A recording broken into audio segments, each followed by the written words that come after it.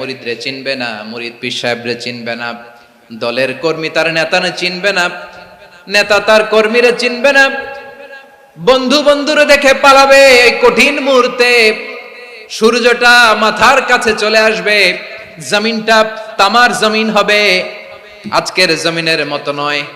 মানুষ ঘর্মাক্ত, ক্লান্ত, শ্রান্ত মাথার মগজগুলো কানের ছিদ্র আর নাকের ছিদ্র দিয়ে বেয়ে বেয়ে পড়বে। বিশ্বনবী ফরমান, ময়দানে 7 শ্রেণীর ব্যক্তিকে রব্বুল আলামিন তার আরশের নিচে ছায়া দিবেন। তার মধ্যে প্রথম শ্রেণীর ব্যক্তি হলো ইমামুন আদিল। ইমামুন আদিল, ন্যায়পরায়ণ শাসক, যে ইনসাফের সাথে বিচার করে, যে জাস্টিস সমাজে সার্ভ করে, যে সুশাসন নিশ্চিত করে, ওই ইমামুন আদিল। আদিল শব্দটা বুঝছেন না? ইন্নাল্লাহা ইয়া'মুরু বিল আদল। পাইছেন? আদিল। 7 শ্রেণীর ব্যক্তিকে আল্লাহ তাআলা সুশীতল আরশের নিচে ছায়া দিবেন, যেদিন তার দেয়া ছায়া ছাড়া কোনো ছায়া থাকবে না।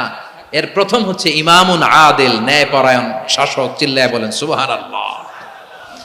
আবার বিশ্বনবী বললেন, ইন্নাল মুকসিতিনা ইনদাল্লাহি আলা মানাবিরা মিন নূর আন ইয়ামিনির রহমান। কিয়ামতের দিন যারা ন্যায়পরায়ণ হিসেবে আল্লাহর সামনে দাঁড়াবে, কিয়ামতের দিন রব্বুল আলামিন তার আরশের ডান দিকে ওই ন্যায়পরায়ণ লোকদের জন্য আরশের ডান